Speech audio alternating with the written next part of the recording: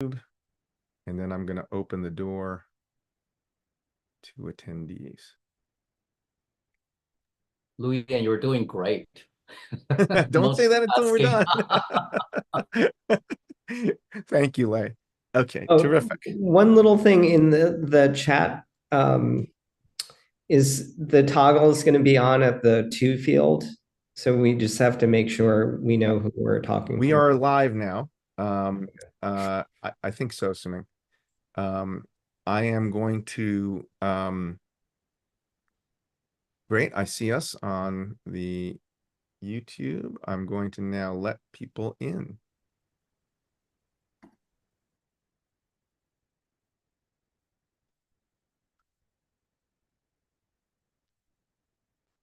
Welcome, everyone.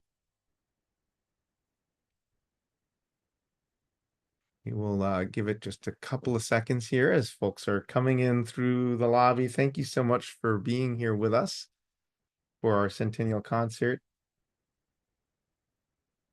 We have a terrific group of folks coming in. Wow, people streaming in. Wonderful to see everybody.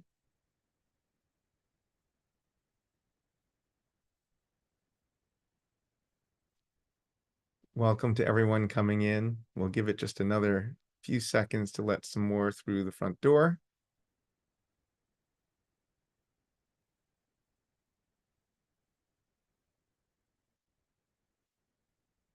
Good afternoon, welcome, good morning, wherever you are in the world.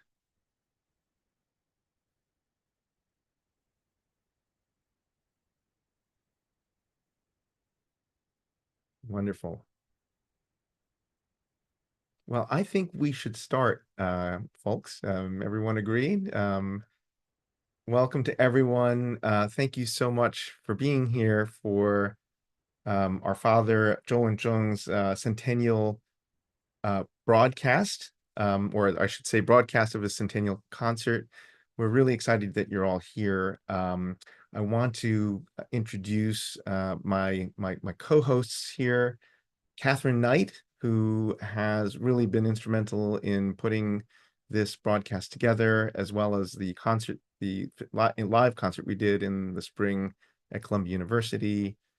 Joel Sachs, who conducted the performance and really musically directed both this event as well as the spring live event. Thank you, Joel, for being here. And you'll hear more from Joel and myself throughout the broadcast when we talk about the pieces. Lei Liang, who has been very close friend of the family, a very close friend to my father's, and a tremendous ambassador of Chou Wen-chung's music around the world, and with whom we've done a lot of work, particularly in bringing his music back to China, which has been very exciting. Lei Liang, thank you for being here as well. And of course, my brother Suming. Suming, thank you for being here too, and excited to bring this concert to everyone with you. So without much more ado, I just want to make sure everyone here understands how we're doing this, because it's a little bit different from things that have been you've probably experienced in the past. We are very excited to do this special broadcast today. We're going to broadcast the premiere broadcast, I should say, of our father's concert from the spring at Miller Theater at Columbia University. It will include the U.S. premiere of a work that was only recently and posthumously published in the Mode of Shang. In the Mode of Shang.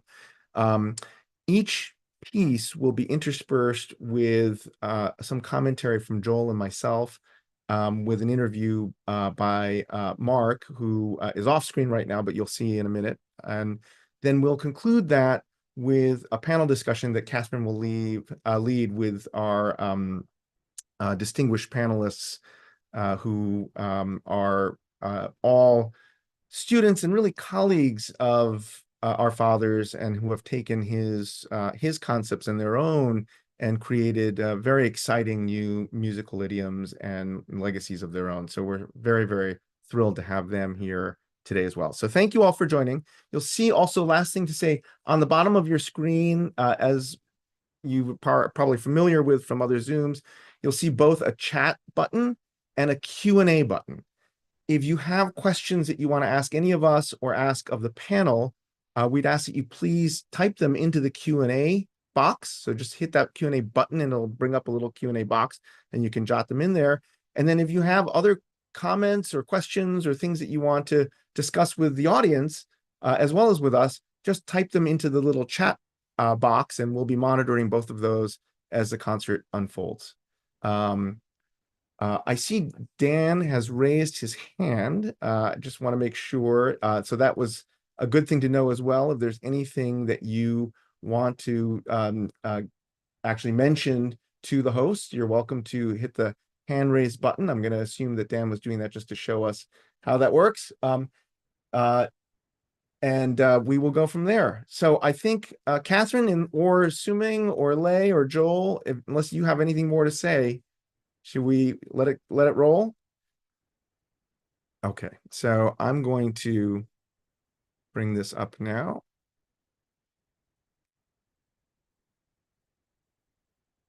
And I'm going to go off screen and we will begin to share this with everybody.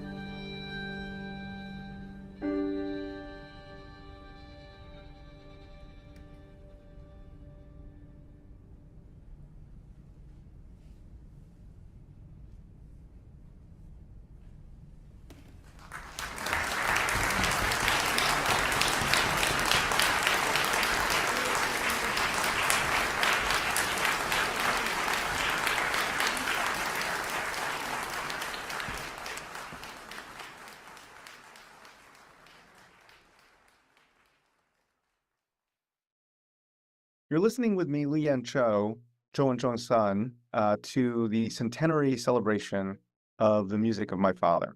And joining me now is the conductor of this afternoon's performance, the wonderful Joel Sachs. Welcome, Joel. Oh, always great to see you, Luian.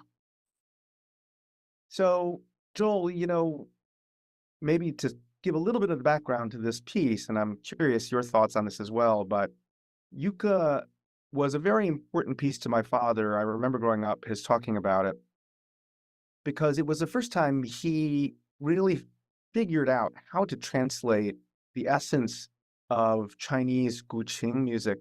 The qing is the Chinese ancient zither, one of the most important and iconic instruments in Chinese history. He felt it was the first time he figured out how to translate the essence of that music and that sound into piece that could be expressed through traditional Western instruments. And the reason he felt that was so difficult was because Qing music, and I know you certainly know about this far more than I do, but my understanding from my father was that Qing music is as much about timbre and articulation as it is about pitch and duration and rhythm. And he felt that the Western musical, classical music canon and its instruments were more biased towards pitch values and rhythmic values, and trying to get that range of timbral quality of color out of Western traditional instruments was something he really wrestled with for a long time, but finally felt like he got it with Yucca, and that then informed a lot of his future music. What are your thoughts, Joel? Well, it is a piece unlike any that I've ever conducted, I must say. It's very peculiar in the sense, first of all, that there are no harmonies. And I'm not talking about no traditional harmonies or no modern harmonies, no harmonies. It's all one line that passes around the instruments from one person to another, sometimes in combination, sometimes as solo.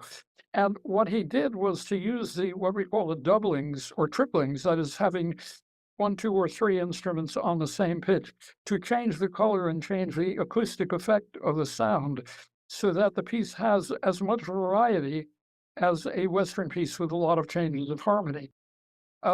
So his method of doing this, by having the melody simply move around from one instrument or 1 or 2 or 3 instruments, it was really quite startling to the players, especially. It demands tremendous attention because everything has to be really tuned quite properly.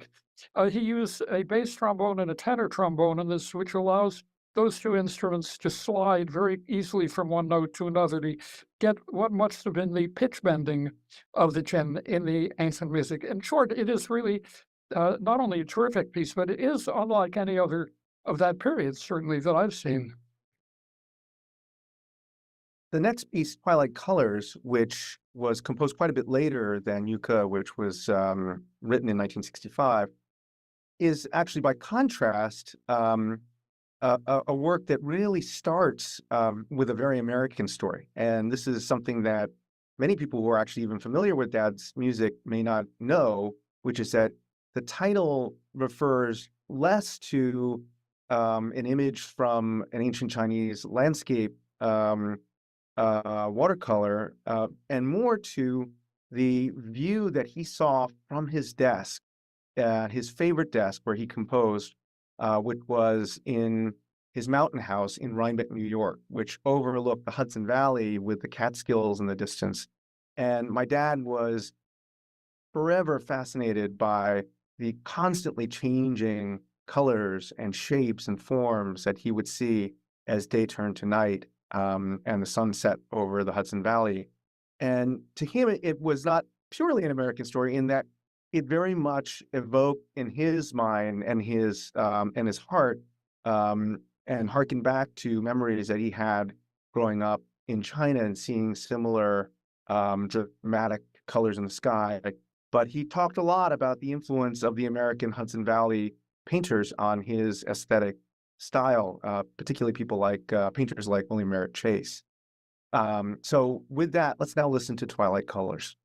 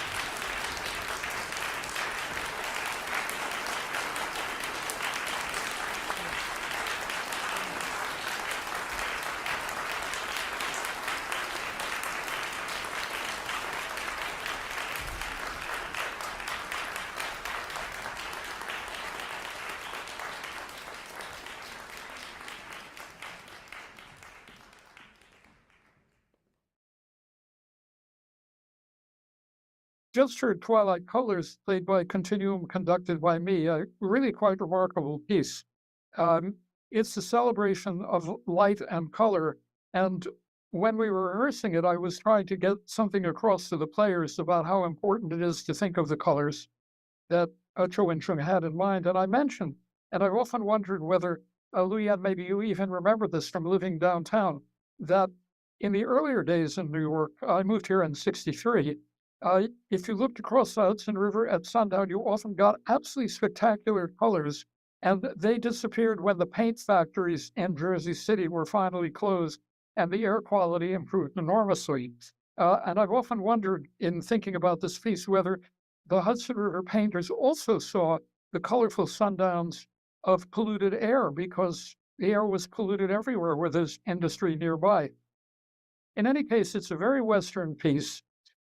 It really is written with Western techniques all through it, imitative counterpoint and wonderful harmonic transitions, everything in the superb technique that he had even for writing a quasi-Western composition that didn't really have any Chinese content at all.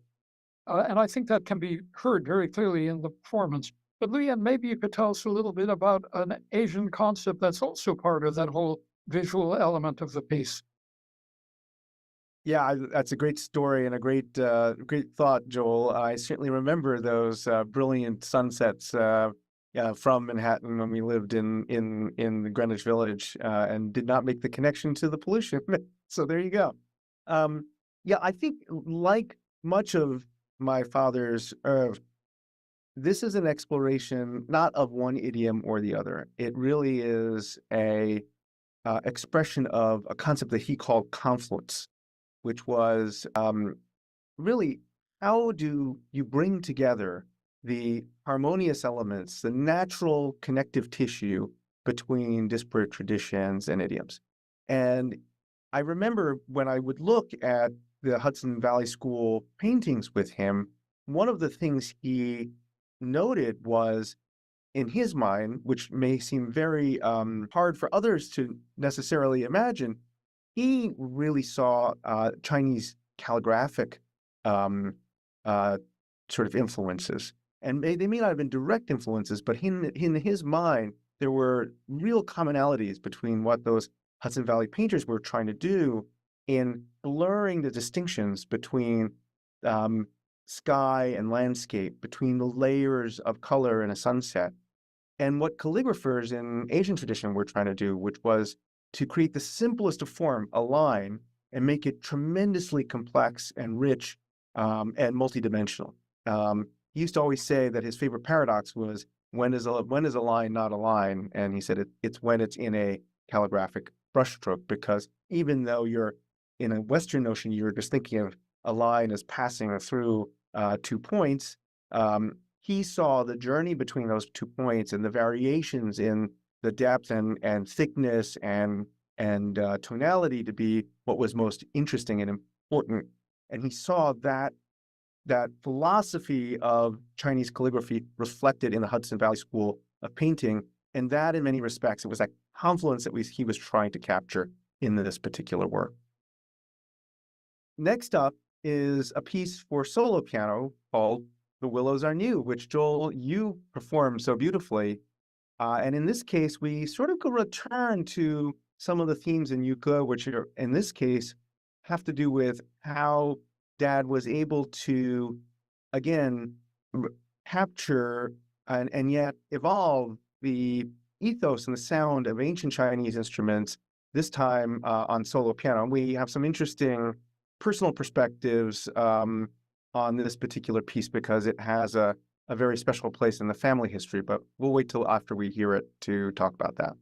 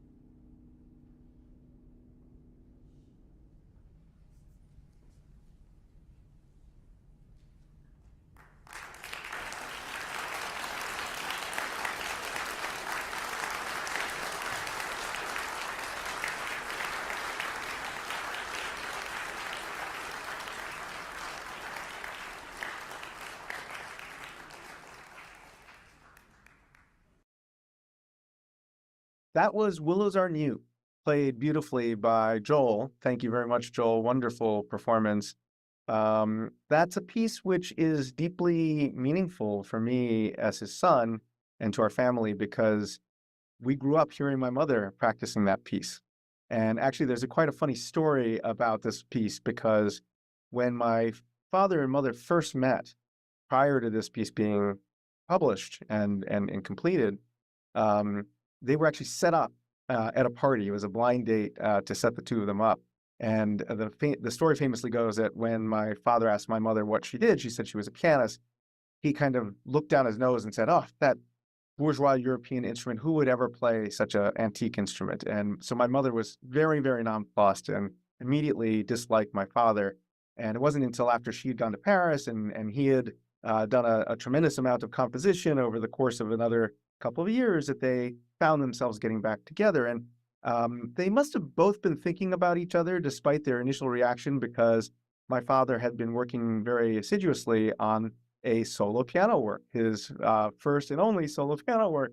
Sort of the bookend of that story is that the sort of reference recording of Willows Are New was performed by my mother on CRI Records in 1971. Joel, I'm curious how you approached this piece and what you thought of it. Well, actually, the experience that you recounted brings to mind an experience I had not long after that, when I was in my first week at Harvard University as an undergrad. A composer, finding out I was a pianist, said, "We have something in New York that will render the likes of you unnecessary." And he was referring to the Columbia Princeton Electronic Music Center, which had opened only five years before, and in which Perez, although he wasn't directly involved in it, he was one of the guiding forces because he was an even earlier participant in electronic music. In any case, I fully sympathize with your mother practicing this piece a lot, because it's a lot trickier than it sounds. And I have to admit there are a couple of wrong notes in my performance of it, but we won't go there. So what makes the piece really unusual for a pianist is that there's one melody and a series of variations, which moves very slowly, actually, from the ancient Qing melody, similarly to yuke.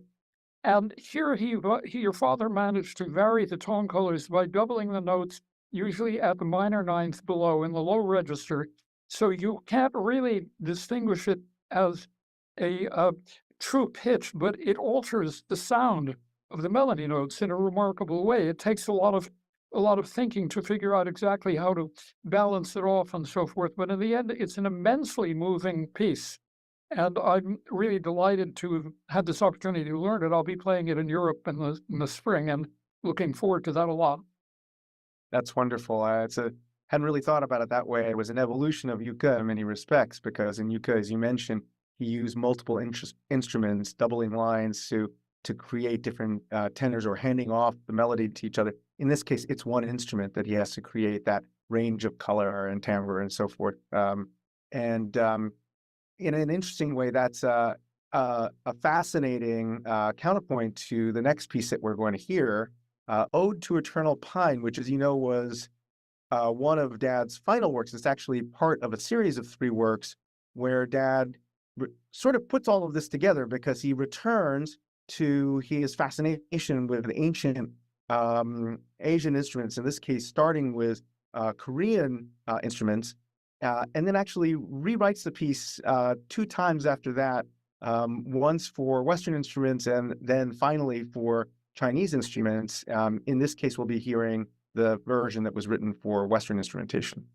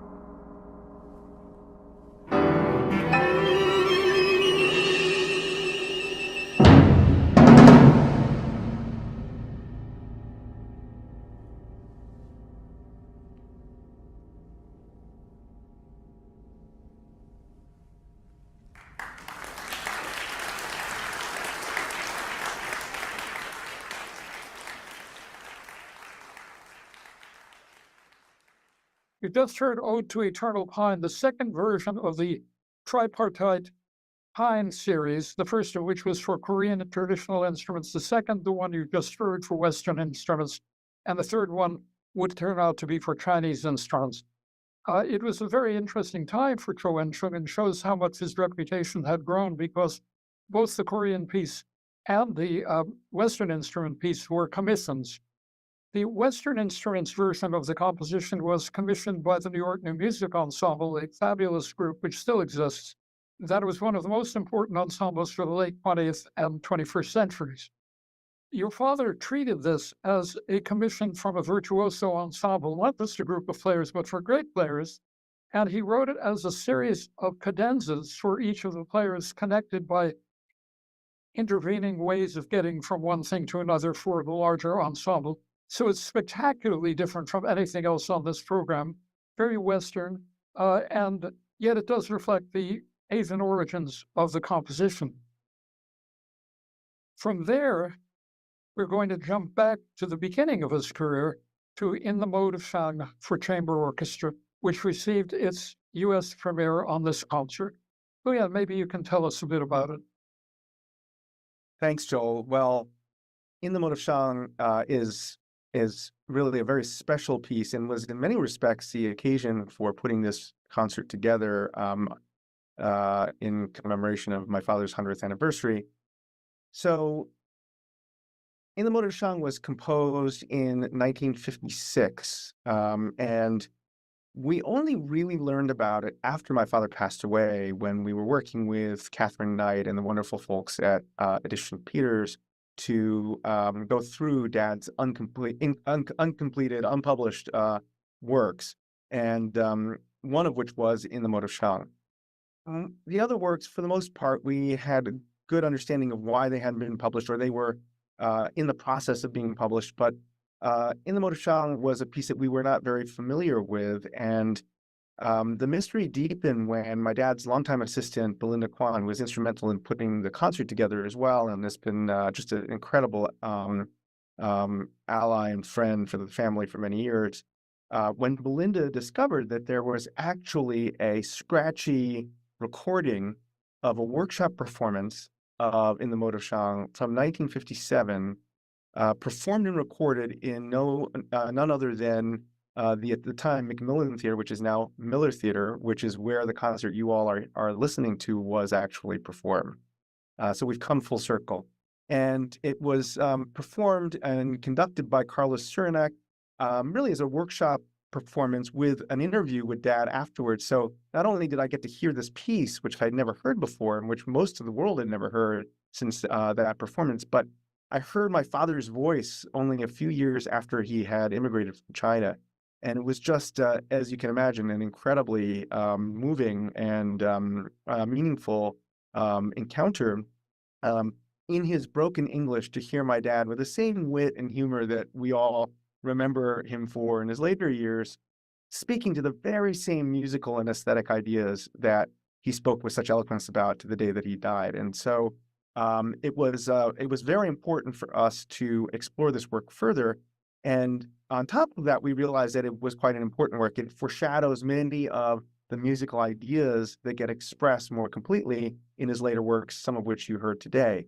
So we really were puzzled by why this piece was never actually performed and never published until Belinda discovered that it was dedicated to someone named Poyu, P-O-Y-U. Well, it turns out Poyu refers to Catherine Poyu Choi, who was my father's first wife. They were married late in 1957, and she tragically died at the beginning of 1958, right around when this work was finished and first performed. And it was clearly for that reason that my father never felt comfortable publishing the work, and both because I think of the tragedy and the memories that it stirred up for him of his first wife, but also because he probably didn't want it to disturb the equilibrium of the family that he had created subsequent to that tragedy. But today, in 2024, obviously, we felt it was important to finally shed light on that work and provide it to the broader public. So we were thrilled when Joel agreed to perform it, and even more thrilled to hear what a spectacular work it actually is and how important it is as part of Dad's canon. I must confess that when I first saw the score, I was a little bit puzzled by it because it seemed to be a collage with so many different little bits and pieces. But when we got so we could really play through it, I realized that it's actually a kind of miniature version, or at least seems to me a miniature version of a Chinese opera in which the characters are playing tricks on one another and just kind of generally enjoying life. And that totally opened my ears to it. And in the end, I felt this is really a spectacular piece that deserves to be heard very often.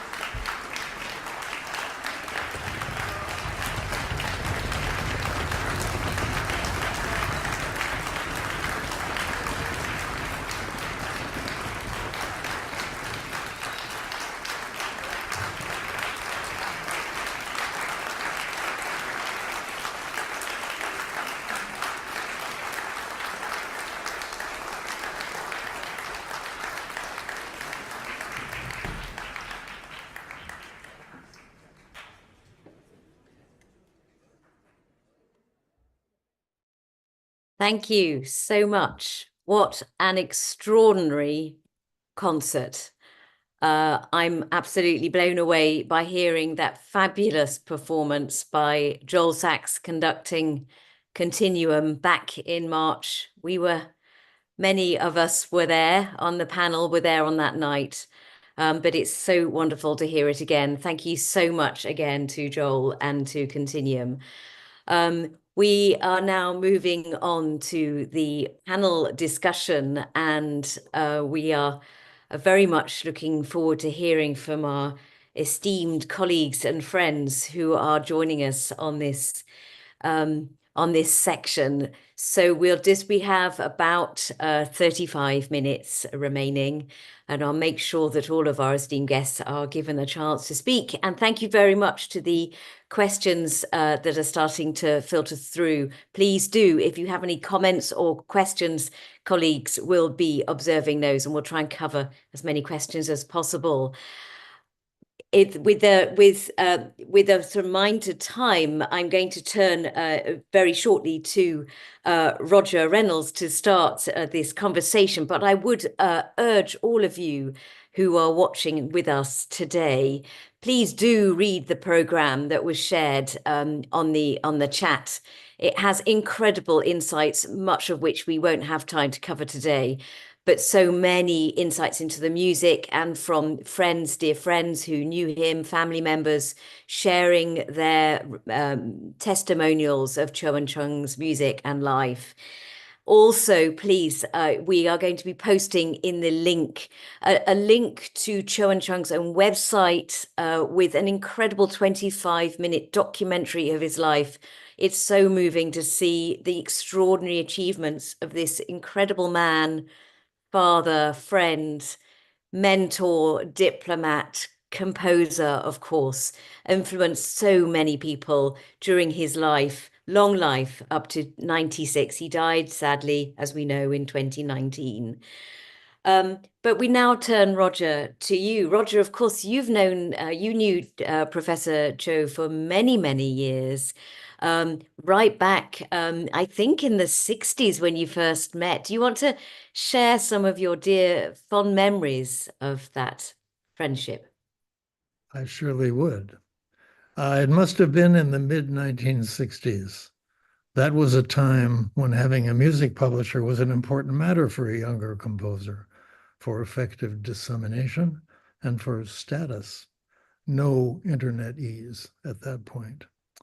The New York oboist and publisher Joseph Marks contacted me repeatedly, raising the possibility that I might be persuaded to join the cohort of composers that his own firm represented. During our dickerings, he arranged a large gathering in his spacious downtown loft. I remember a wide, sunlit area surrounded by chairs, some looking a bit perilous, on which his guests were perched. It was then, by chance, that Karen and I met the Chous. There was an arresting serendipity. Both Wen-chung and I were represented by the C.F. Peters Corporation. Both were at similar stages in our careers, and we both had recently completed works for flute and piano. His 1964 Cursive involved his pianist partner, Ian, and my Mosaic from 1964 had been written with my flutist partner, Karen, in mind. I did not recognize then the significance of his title, which he noted later, refers to the type of script in which the joined strokes and rounded angles result in expressive and contrasting curves and loops. Unexpectedly, Edgar Varese entered the room, and there was an immediate hush. He walked towards us, perhaps noticing Karen's bright red dress. We were flustered. She rose and offered him her chair. Gnarly eyebrows raised, he remarked with unquestionable authority that he could not sit while a lady stands. As is sometimes the case, the memorability of that moment wiped out whatever it was that followed. Only later, when the four of us would occasionally gather at what had formerly been Varese's 188 Sullivan Street flat, later bequeathed to Wen-chung, did things begin to come into focus. Seated around their small square wooden table with its low overhead shade, we would relish one of Ian's signature meatloafs, fresh from the oven, with a glass of excellent red wine.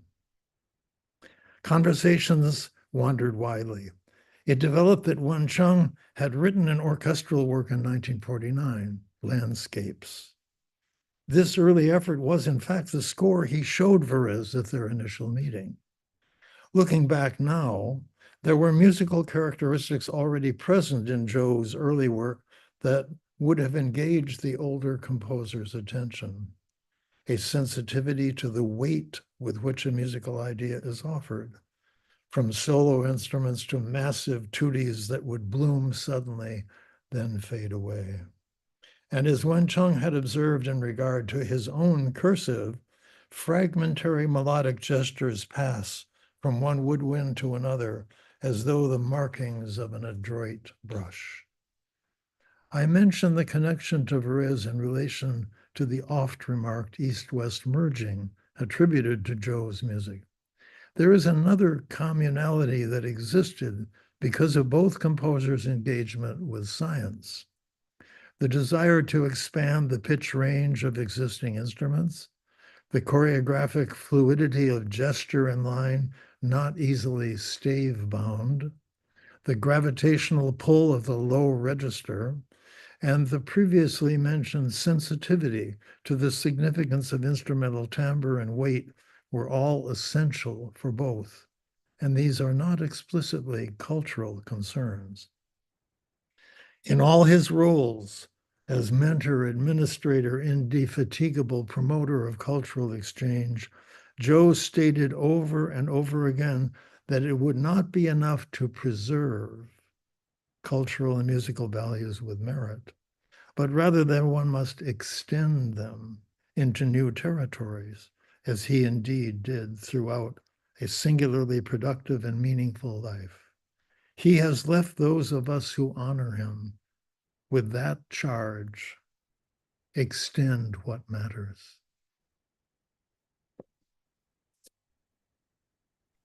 Thank you, Roger. That's absolutely beautifully expressed. Goodness. The power of his influence and your deep friendship over many decades is so clear to all of us hearing you speak today. So thank you for sharing those very special reflections. And I'd like really to move on from you to Chinnery. Chinnery, you I'm sure much of what Roger has just said, you must also feel in your heart and your music. You met Professor Chou, I think, in the 60s. And again, the way he teased out your own voice and the idea of the fusion of East and West in your own music and that confidence. I'd love to hear you talk a little about that for you. Yeah, first of all, thank you, Maestro Joe Sachs and his wonderful ensemble. Thank you, committee members and yourself as well in the creation of this wonderful event for Master Joe Wen-chung. I have just one anecdote to share to the public. First of all, I have just one sentence to dedicate it to Joe regarding 5 decades of guidance of Joe Wen-chung. Hear what I said. I am in debt and humble and no doubt extremely fortunate to be one of the earlier students of Professor Chou Wen-chung in the mid-60s. Also, I'm so grateful for the friendship that lasted over half a century. And that is enormous. That is a gift that it is a privilege that almost anyone would like to attain. I would like to talk a little bit, not to cover all the ground, like 3 or 4 categories of his teaching, if I may. And after all, I'm only one. I only carried only one voice. I do not know how he taught older of my colleague and so forth. I would like to recount a long conversation when I first took the position here at UC San Diego, and I got a long phone call from him. And during that time, I believe he composed the first 2 string quartet. I think it was a remarkable achievement on the ground of composition. And if I may, a technique that looking at it as a Western standpoint, compositional, classical writing, yet there is something refreshing about it. Here is the anecdote that I would like to share with you. Once during a long conversation, Joe talked to me about his earlier experience in Yunnan, the south and southern part of China. It borders with Vietnam, Laos, Myanmar. It took his team most of the day to reach a remote village by foot. There, he found a local theater involved on emotionally intense moment in their performance. On the platform or stage, there were 2 male singers, 2 female singers. They were singing intensely. Apparently, the actors were placed as brothers and sisters, singing in a wailing tutti, sharing their family story. Each articulated a different angle of the family story. Each was singing their own perspective. Simultaneously, yet their expression belonged to a one whole. This happened roughly during his construction of the first and the second string quartet.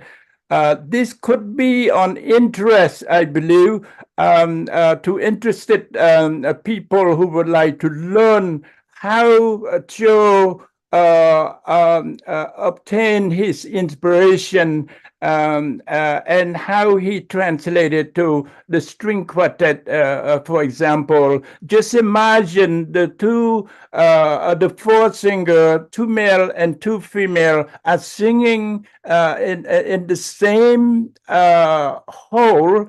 At the same time, they are quite independent to the display of text and perspective with no synchronism at all. And this is so different from Western canonic writing, fugal writing, and all that. But at the same time, he used fugue as his tool. In fact, he talked to me at great length, as if that he owed me something, as if that I need to know what he's doing, and so forth. And I believe this right now by saying that he was an incredible, inspirational mentor that taught me by shifting every 5 or 10 years or so within the half of the century,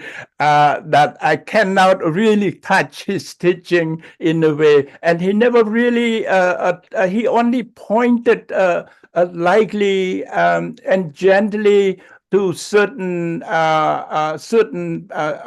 places in the sketch, but never really told me what to do and so forth. And all the problems should be mine, it's not his. And so that was a great lesson to me that I had to come up with my own voice. Thank you. Thank you. Thank you, Chinnery.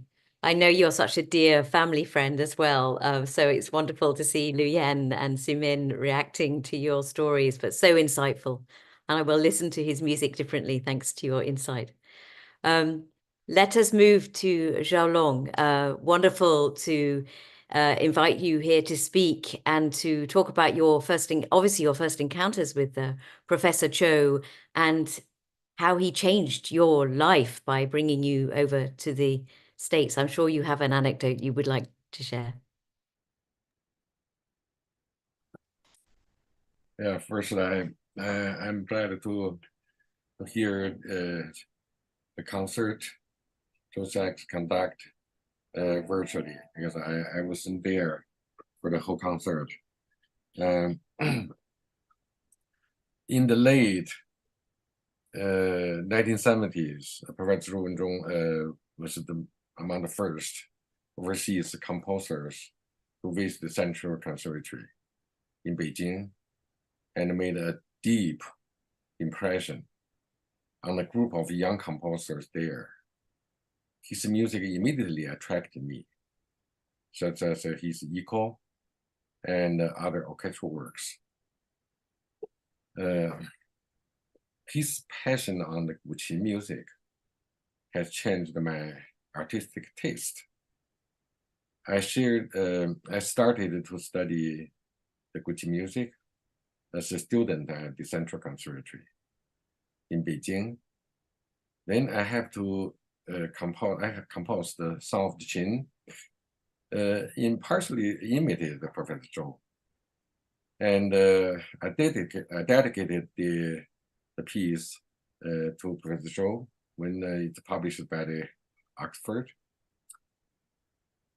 And when I attended at Columbia, Professor Chou not only encouraged us to study deep into ancient Chinese traditions, he also opened our vision to encourage us to study, multicultural Asian traditions such as Japanese and Korean music.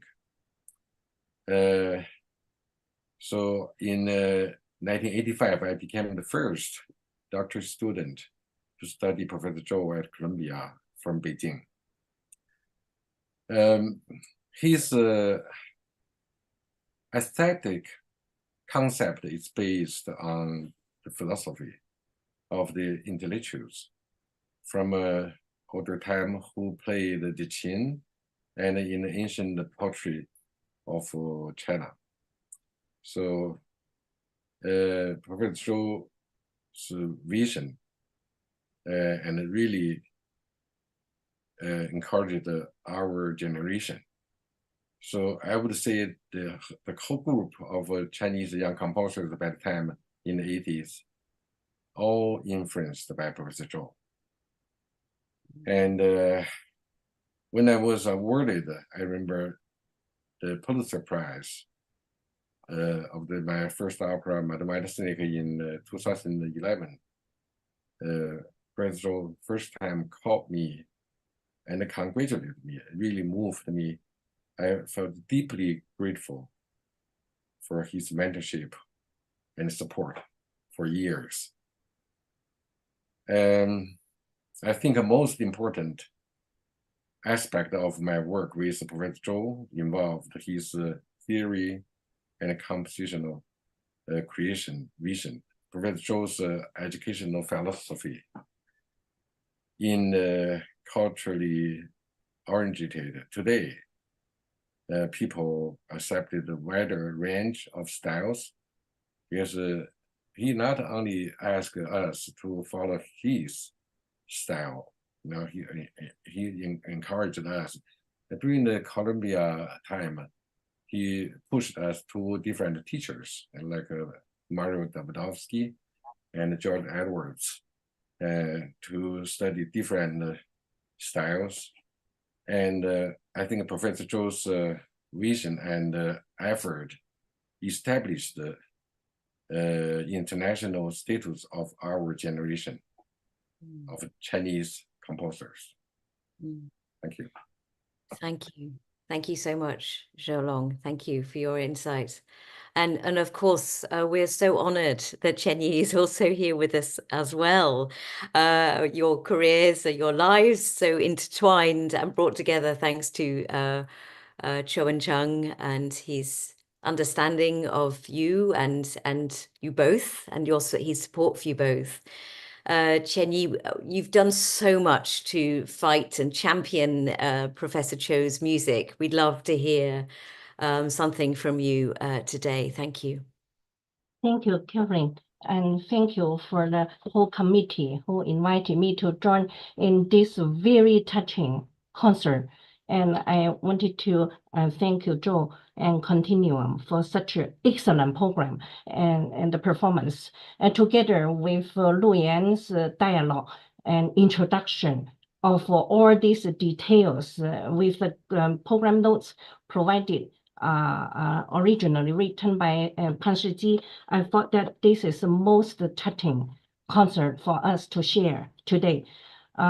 And we want to have more and more later in the years to come. I thought that this brought me back to the time we studied with Professor Chou at Columbia University from the mid-80s to mid-90s. Because originally we got to know his great pieces in China. That's why we follow him to Columbia University. But during that time, and he would collect all the Chinese composers to his office of the Center for U.S.-China Arts Exchange. And we discuss what is Chinese music originally. And then we discuss how to develop and how to combine with other cultures, how to learn them in depth, monthly. And in fact, Professor Chou will take all of us to go out to eat after our monthly discussion. I thought that that is also a very good opportunity for us to learn from him and learn from his thought and philosophy, even behind the music. Yet in the weekly lesson, when we study with him, he is a street teacher down to each pitch. He would fix all of them. If we didn't fix, he would ask the philosophy behind, the reason you didn't change. And then he would use the pencil, dot, dot, dot, to point the pitches that we didn't change. I thought that even that culture and that tradition carrying on until we graduated. And after we graduated, or music premiere in New York City, he would attend all of our premiere concerts. And after that, he will call us and say, the structure is not good. This piece, you need to fix like this. Even after these many years, I invited him to join all the premiere concerts in New York. We are really grateful, down to the earth, not only from the top, but also to everything. I thought that his idea and his method and his thought behind all of this to ask our next generations to carry on the culture and to study all cultures deeply in order to get to the eternal music and with our original voice to the confluence of the culture and music in the world forever. I thought that that is the most valuable, invariable, or this tradition and also the thought for us to carry on. I am really in very deep admiration and also eternal. We remember him and we want to have his music play forever and to enlighten all our next generations to go. Thank you so much. Thank you. Beautifully expressed. Wonderful stories as well, Jenny. I love that. Goodness, what a teacher. Amazing. So inspiring. And actually, you talk about the next generation, and this is the perfect segue to Delong Wang, who represents that younger generation of composers. Welcome amongst this esteemed panel, Delong. Your view of Chou Wen-chung and his influence on you as a next gen composer. I'd love to hear that. Yes, thank you, Catherine. First of all, I have to say it's a great honor to be here.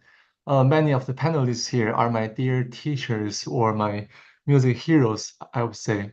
And I want to share how myself, like many young Asian composers, how we came to understand the works and cultural legacy of Chou Wen-chung. Because this process is not unique to me. Many people follow a similar path by first knowing the music of Chou's students before researching into his own works. So from a young composer's perspective, this is Chou Wen-chung's legacy. His legacy is embodied by how much he had helped others to succeed as composers. I believe this is very meaningful. It's a very meaningful aspect of his legacy. A major part of his success is his students' success. So for example, when I was in 8th grade, Dr. Zhou Long came to the middle school of Central Conservatory. He gave a lecture there where I was studying. That was the first time in my life listening to a famous composer working as a professor in the States. And during our middle school and high school years at Central Conservatory, we studied many works by Dr. Chen Yi and Dr. Zhou Long, and they are Chou Wen-chung's dear students. And I met Dr. Liang in my sophomore year in college, who became the most important mentor to me since then. And he's a mentee of Chou Wen-chung. And when I studied at Juilliard, I took a fantastic course on 20th century music taught by Dr. Joe Sachs. And he gave us detailed insights into Chinese music, and he introduced us Professor Reynolds and also Chou Wen-chung. So I mean, they are either dear student or friend of Chou Wen-chung, right?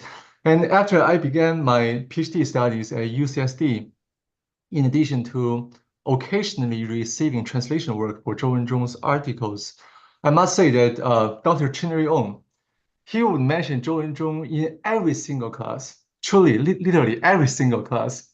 For example, in our orchestration class, I sometimes wonder if Professor Ong was co-teaching this course with Chou, because yeah, he would say about Chou Wen-chung every single time. So from my personal experience, I can see that Chou Wen-chung's legacy is most profoundly reflected in the love his students have for him and in their efforts to carry forward his cultural spirit. So I think the spirit is about being culturally independent and intellectually free, which takes great courage to uphold, right? So in a Zhou Wen-chung's article titled, I believe is The Decline of Music Education and the Rise of Commercial Culture, he expressed his particular concern about the lack of confidence among Asian young composers. He said, and I'm going to quote here, nowadays, many people have, I believe this is a common phenomenon in Asia, the struggle with confidence. Because they lack confidence, they assume that being famous equals being good. They think that if they haven't had opportunities, it must mean they are not good. But if they become famous, then they must be good. That's what he said in this article. So I can see he worried that young Asian composers were placing more value on fame than maintaining spiritual and intellectual independence. However, I just want to say that there will always be people who persist in upholding these values. I believe that, and thanks to the influence of his wonderful students, I think many more will be inspired by Zhou Wen-chung's spirit to become composers who are both culturally independent and intellectually free. And that's everything I have to say. Thank you very much. How wonderful. Thank you so much, DeLong. It's beautifully expressed. And I'm sure that Lei, who we're going to finish with, will want to respond to some of your very apposite observations. Lei, do you want to please respond to what you've heard before? And I know you could speak at length, but we're drawing to a close. So thank you for being asked. This is beautiful, and I always feel so emotional every time I hear people talk about Professor Chou, and this is the first time I heard DeLong talk about Professor Chou, and so what a fresh perspective. To give a little context, that DeLong is the third Chou Wen-chung Commission recipient at UCSD when the Chou family generously donated Professor Chou's invaluable collection of percussion instruments to UCSD 4 years ago. We were able to establish this what generally like to call living tradition. You know, you don't put these things in museums, you make them, put them to use and let it continue to inspire. So we have several composers receiving this award, starting with Ash Graham, an American composer who dedicated a double concerto for percussion to Professor Chou, and last year was Ji Yang Ko, a Korean composer, and this year is DeLong. And of course, there are so many things we can talk about, but I also want to just add a little bit that the legacy lives on. I have just finished a string quartet dedicated to Professor Chou's memory. This has been premiered by the Brantano Quartet. In fact, there's so many ways that we're honor Professor Chou in a way that I don't think have seen it in the last several decades, because Professor Chou has dedicated himself so much to helping others, to preserving cultures, things that matter to him, at the expense of self-promotion. You know, he didn't really do much for himself. And his music, for example, is not really performed or studied that much. But since we launched the Chou Wen-chung Music Research Center in Guangzhou in 2019, there has been a surge of interest in Professor Chou's music, including the world premiere of the Mode of Shang last year. I was so moved. One of the most beautiful moments I have experienced was sitting in the rehearsal with Professor Zhou Long in Guangzhou, coaching the orchestra how to play this music right. And Professor Zhou Long has, of course, observed Professor Zhou Wen-chung's music for decades, and not just giving a few tips to the players, then we can say, now it sounds like Professor Zhou Wen-chung. It was just a magical touch. It was beautiful. And we have published in the most prominent journals in China there is a list of more than 40 articles written by many prominent scholars in the last 5 years since the launch of Chou Wen-chung Center. And that includes essays by Zhou Long and Chen Yi, of course, and this beautiful essay by Roger.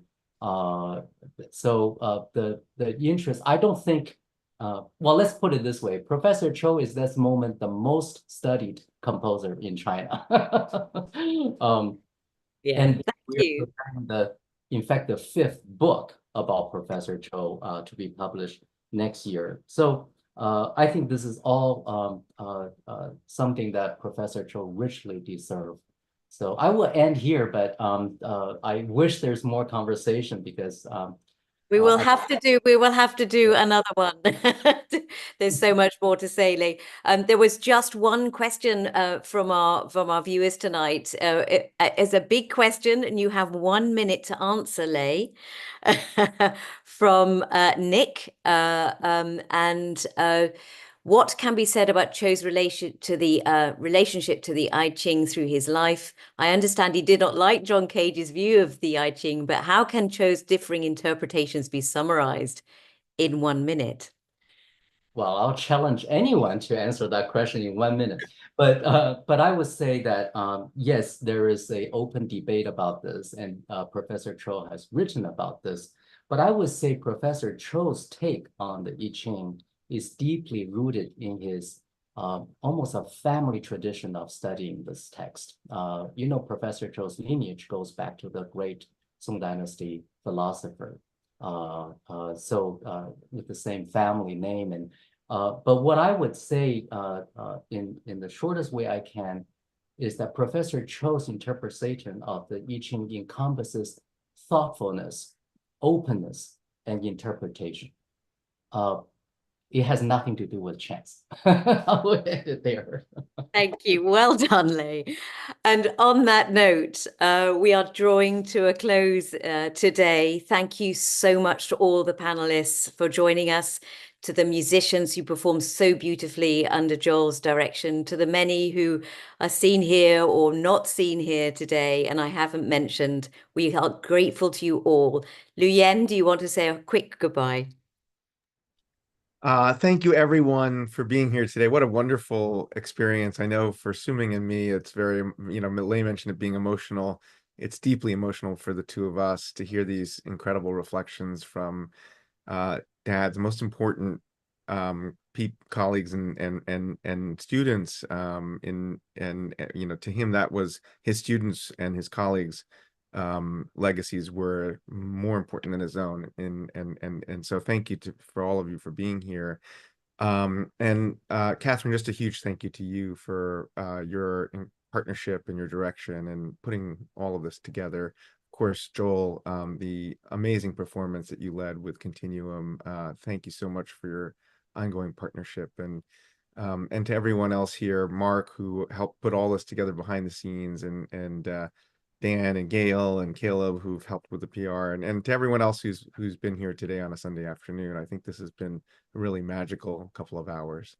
So thank you very much. And we do look forward, Chini, to doing many more of these in the future. And we'll collaborate with everyone here on making that happen. Thank you so much.